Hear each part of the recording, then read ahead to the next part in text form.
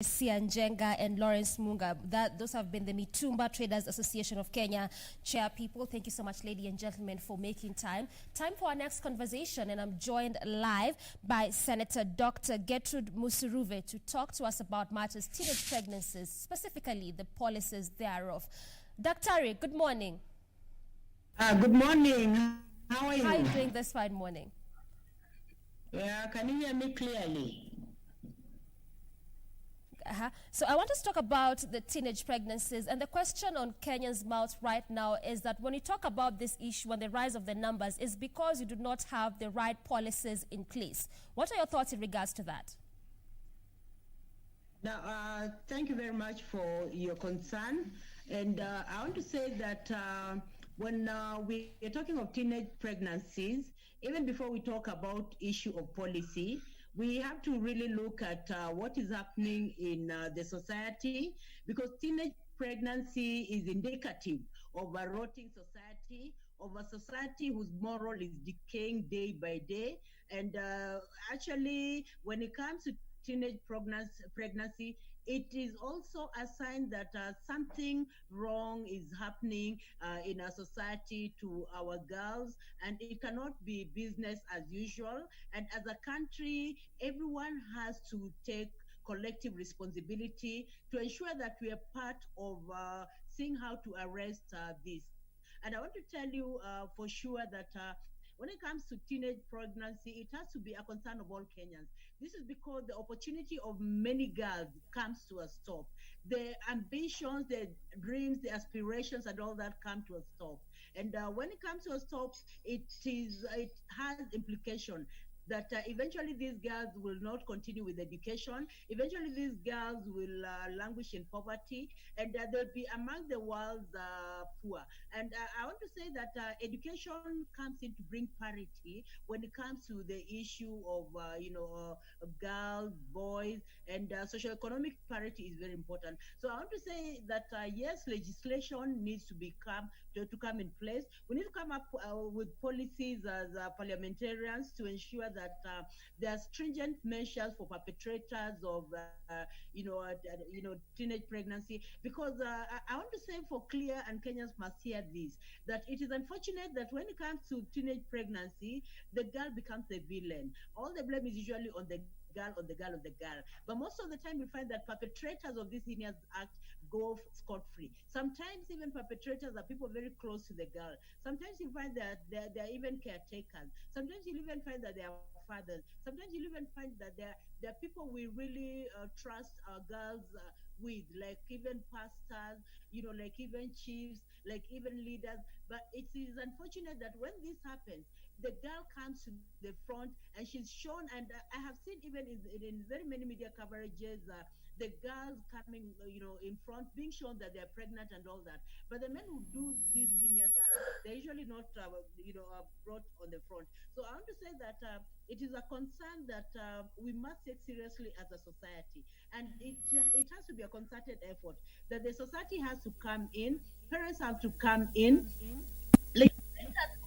teachers have to come in, everyone has to come in, because this is a concern that is really worrying. And especially as leaders, I'm really concerned that, especially during this COVID period, that the issue of girl pregnancy has even escalated. When you look at Machakos, when you look at Kakamega, when you look at Nairobi, the cases are increasing day by day. And it is really worrying because at the moment schools are closed. And when you look at these girls who are pregnant, they did not get pregnant in January, March, February, and all that.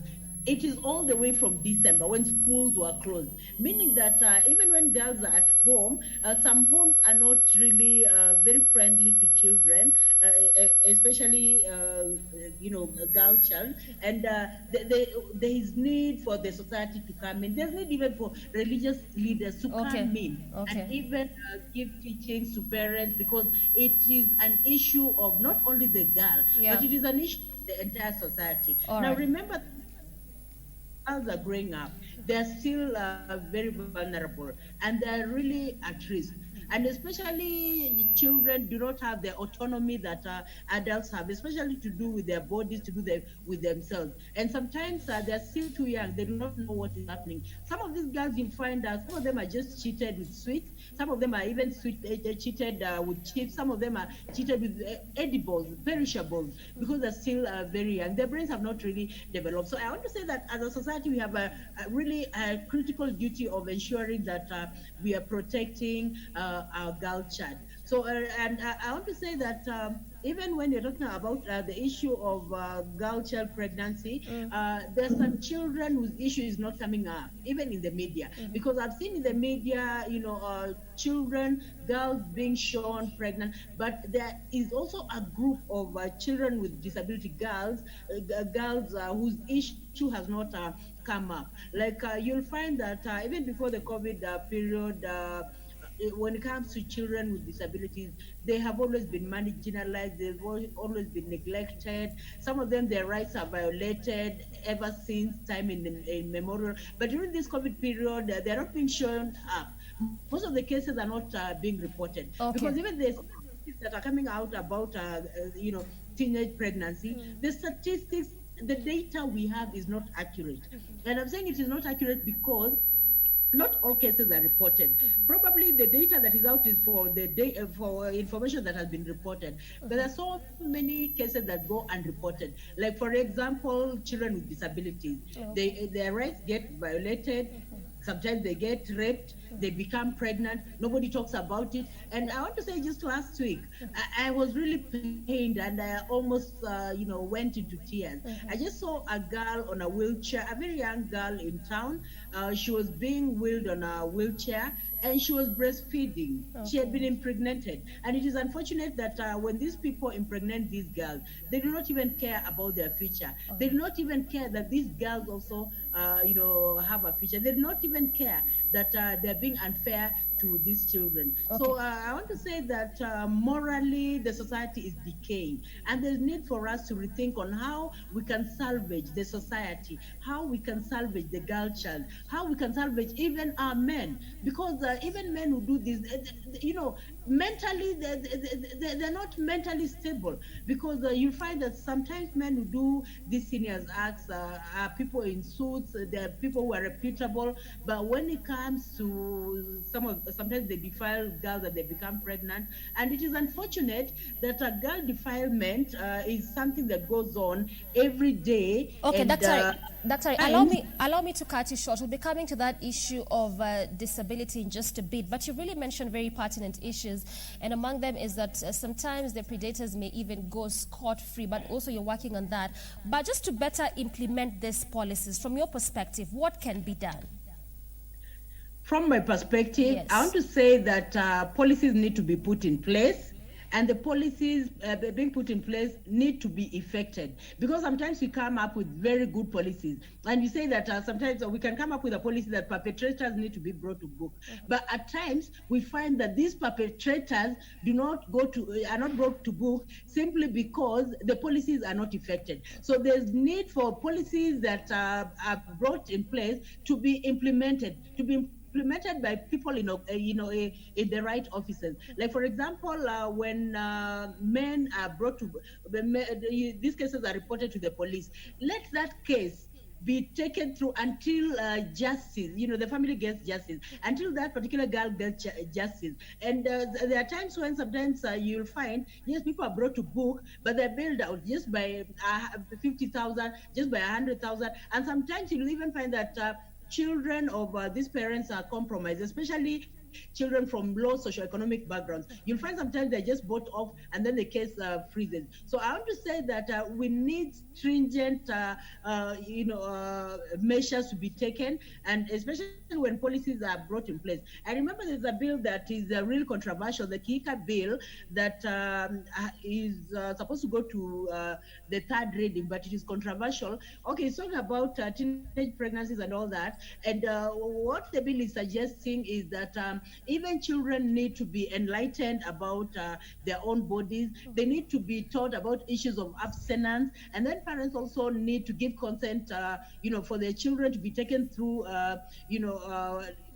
child-friendly, child-friendly policies, teachings concerning their own health.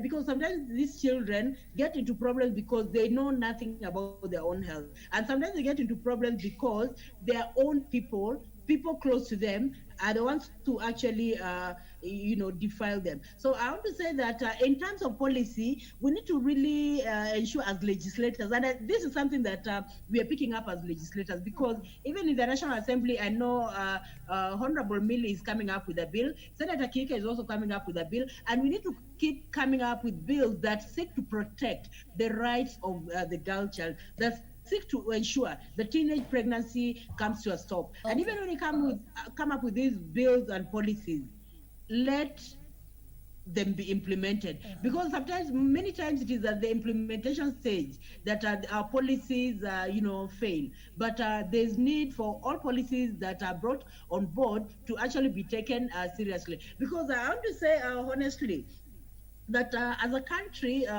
Kenya is among the countries that signed the Rights of Children's Act, the UN Convention.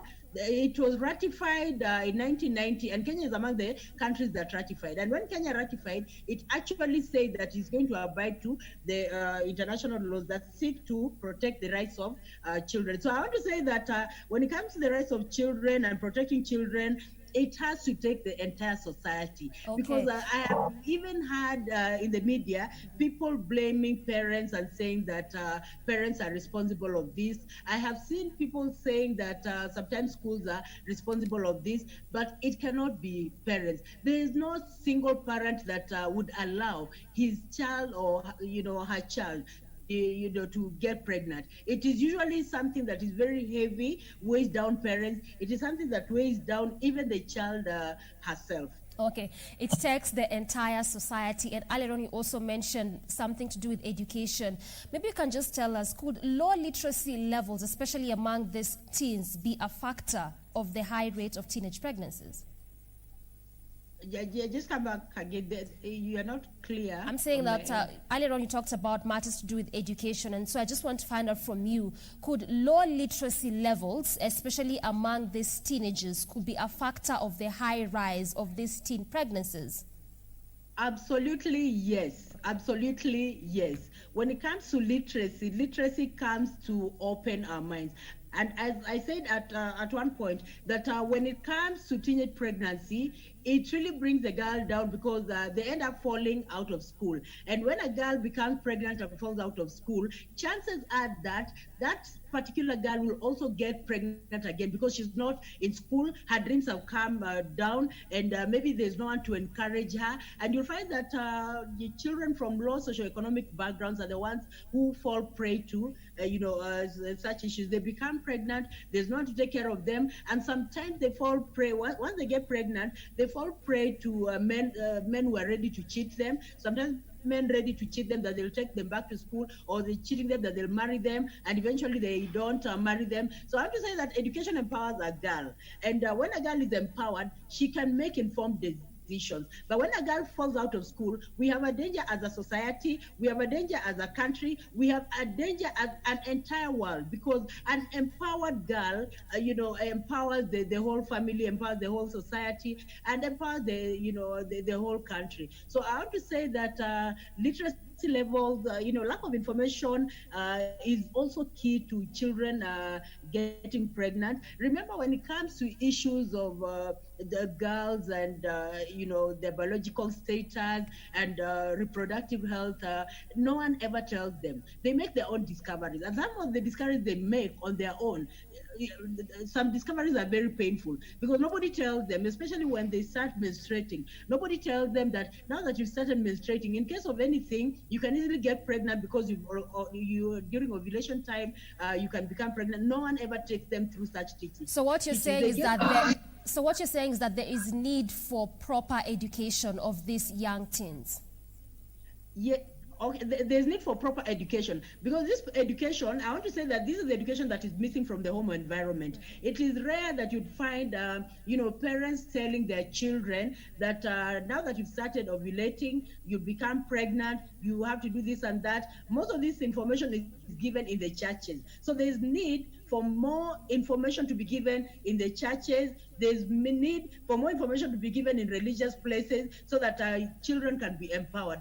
Because the minute they begin getting their period, they do not know what to do. And it is unfortunate that even children as young as 11 years, as long as they've started getting their periods, you find that they fall prey to getting pregnant because they do not know anything. They just discover, these things later. No one tells them. And it is actually dangerous, even for girls who become pregnant when they're young. Because you see, when they become pregnant when they're young, most of the time they end up dying because you'll find that even when they are going to give birth, you'll find that the head might be too big for the pelvic opening. Okay, and Dr. I just want us to stick. I want us to stick on that information beat, knowing that right now there's so much information out there, given the fact that these young girls and even the young boys are at home, seeing that schools are now closed and the technology is out there, information is out there. So probably what can be done to better regulate the kind of information they are getting as of now?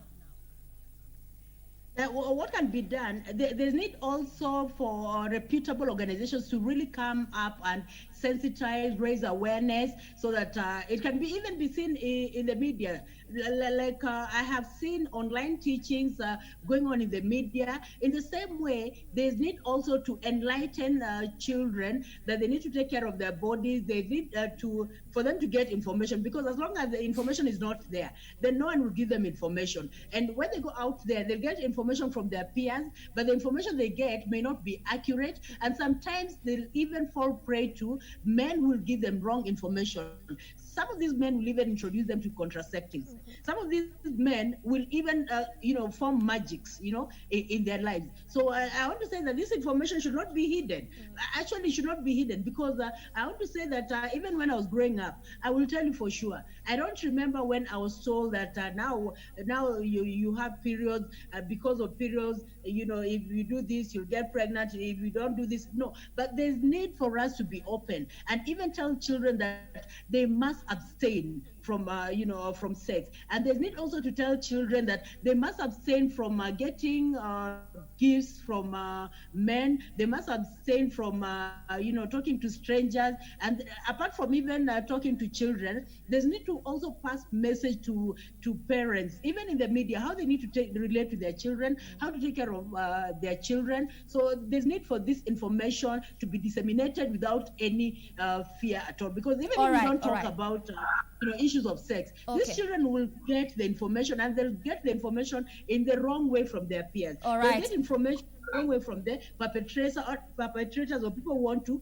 take advantage of them, people want to misuse them. So we should not really hide issues of sex to children. We need to tell them it is wrong for anyone to touch your private part. Okay, fair enough.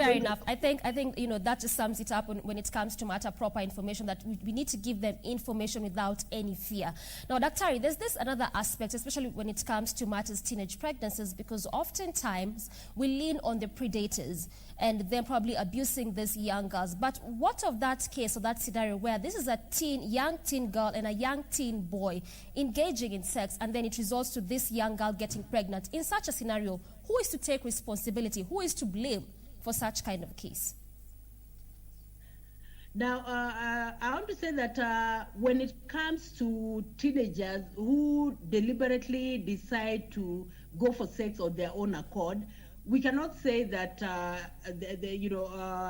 parents will take the blame, because sometimes we blame parents, but you'll be shocked that sometimes some parents really do their best to teach their children, do their best to reach out to their children, but these children could be having peer pressure. There are instances when there's actually a stage when children are influenced by their peers. What their peers do is what they do. But what I want to say, and I'll keep repeating, that it must be a concerted effort. It must be an effort of parents. It must be an effort of teachers. It must be an effort of religious leaders, because when we have a concerted effort, when parents are talking about abstinence, teachers are talking about abstinence, religious teachers are talking about abstinence, we try these children will come to the right path. So it has to be actually a concerted effort. So I want to say that the society takes the blame, the entire society. Everyone has to play a role when it comes to the issue of teenage pregnancy. Because yes, I agree that there are some parents who may not give good mentorship to their children. Like there are some parents you find they're drunkards. They do not have time for their own children.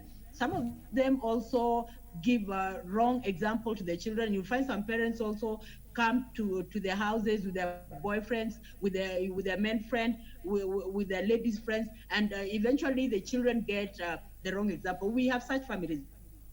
Families are different. There are those that will teach the right morals to their children. There are those who will not care about morals. So I want to say that when it comes to blaming, we cannot lump all parents as one, that they are to blame, because you'll find a pastor's child also going out of hand and also becoming pregnant. That this pastor's child has the right example at home, but when it comes to out there, he gets involved in peer influence, so and then he does the wrong thing. So what you're saying is that this is a collective responsibility for both parents, the society, and even the church. Absolutely. Okay, yes. fine. Now, when it comes to this issue of sex education, where are we missing it? Where is the missing link that we're not properly educating these young people when it comes to matters sex education?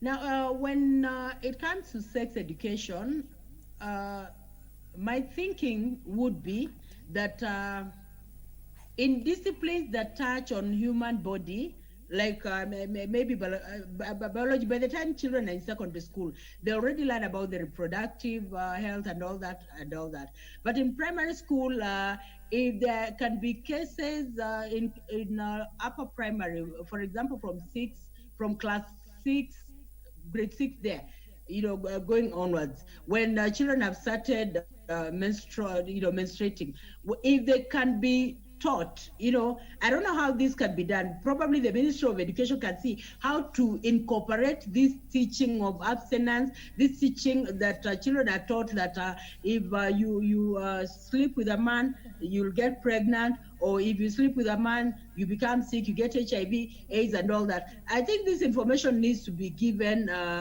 to adolescent children when they're growing up, when they begin menstruating.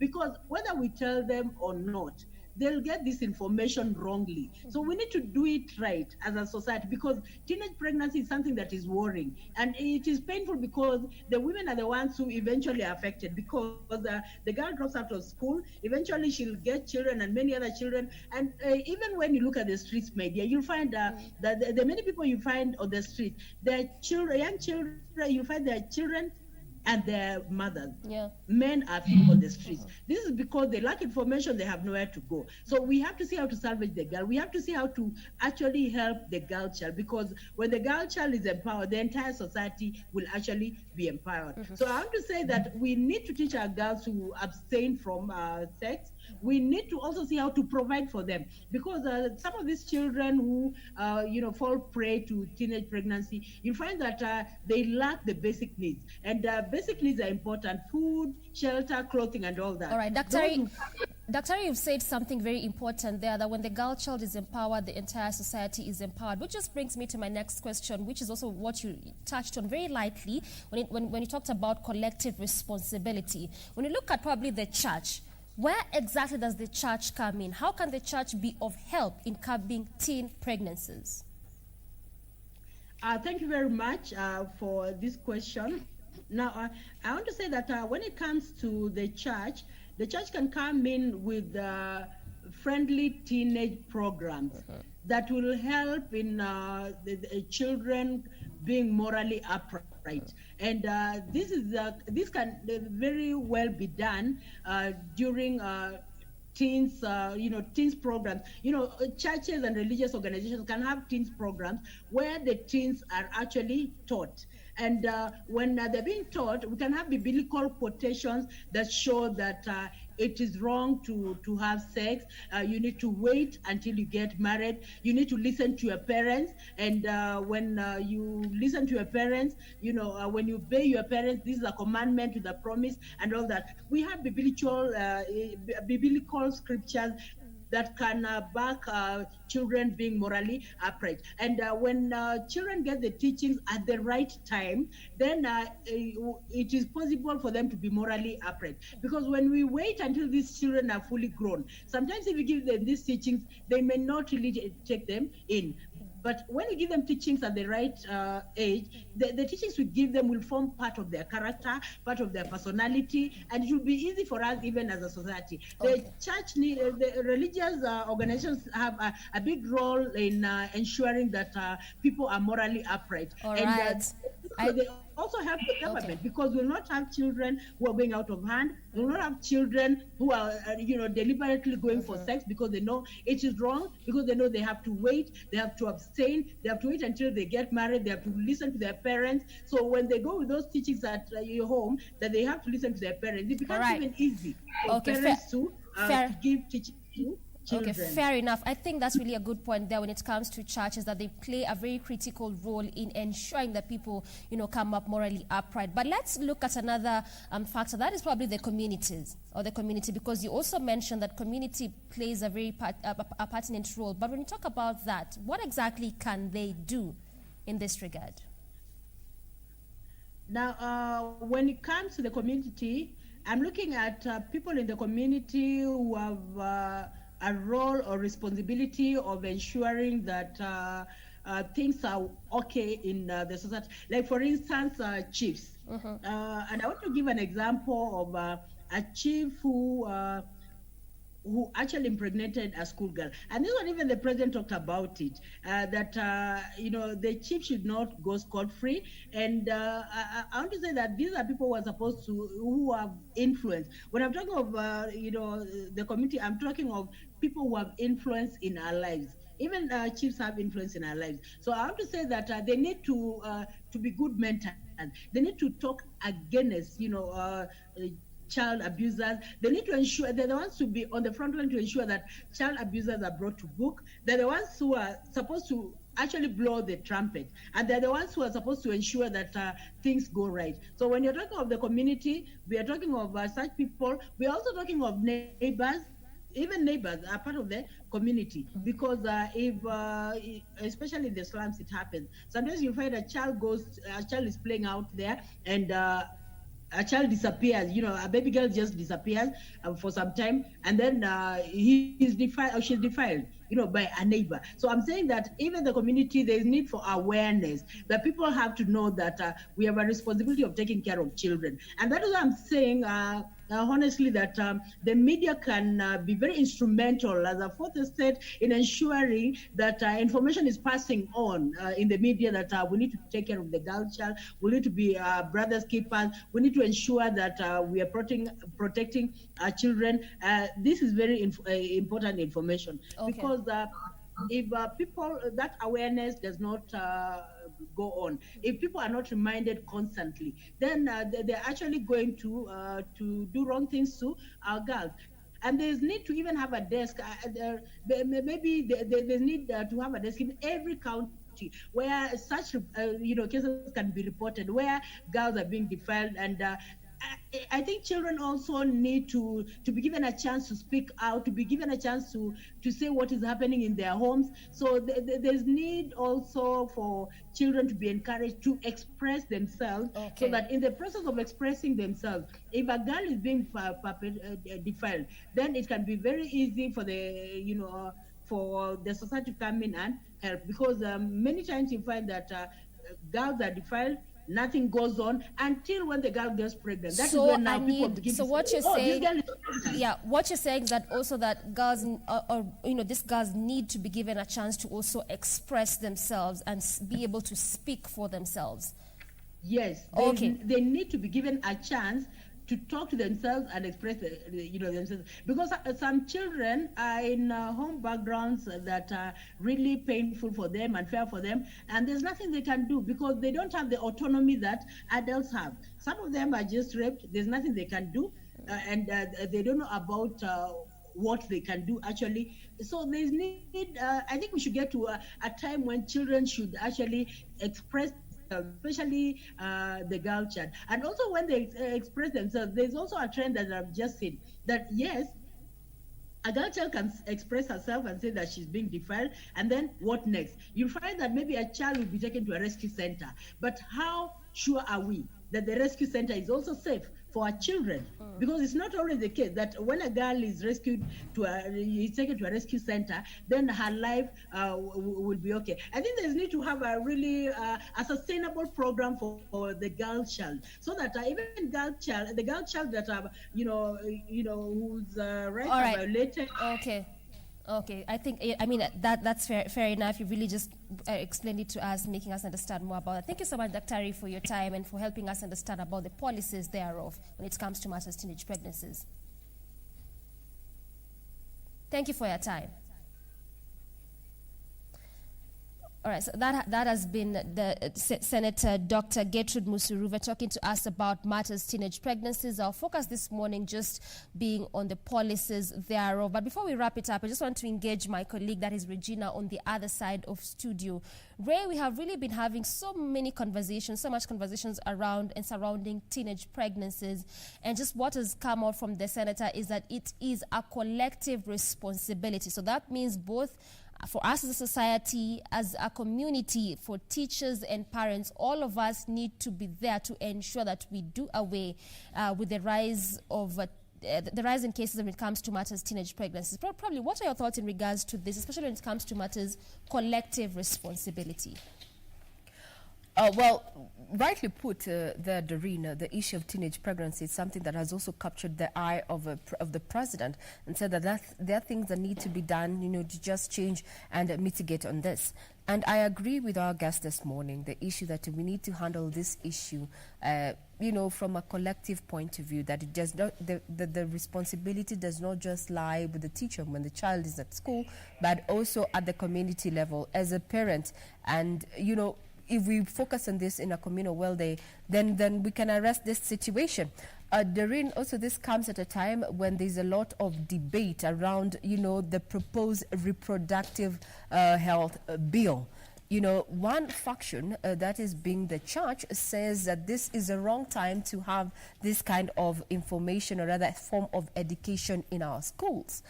But if we can point out what happens right now with the current curriculum, we have a subject called social studies, and just how relate within social studies, you have a topic where children get to know how to relate. How to relate to each other. So I may actually be biased as a parent to a girl, saying that, a mom and aunt, especially a mother, should be at the fore to empower their daughter to understand exactly the repercussions of, engaging in sex at an early age. Other than just teenage pregnancy, we still have, STDs, we still have HIV and AIDS, we have all that. So I tend to think it also now falls squarely within our domain, especially as parents within the home. The children are going to be home for the next 6 months or so. So I think the responsibility, Doreen, from where I sit, other than just talking about, policies, what policies we can have in place to stem, the rise in teenage pregnancies, I think right at the home, it is our responsibility as parents, to just educate and empower our young children. And in the point of the conversation, I like the question that you asked. Then if it's two children, male, female, young children engaging in sexual intercourse, then who is to blame at that point? Because these are children.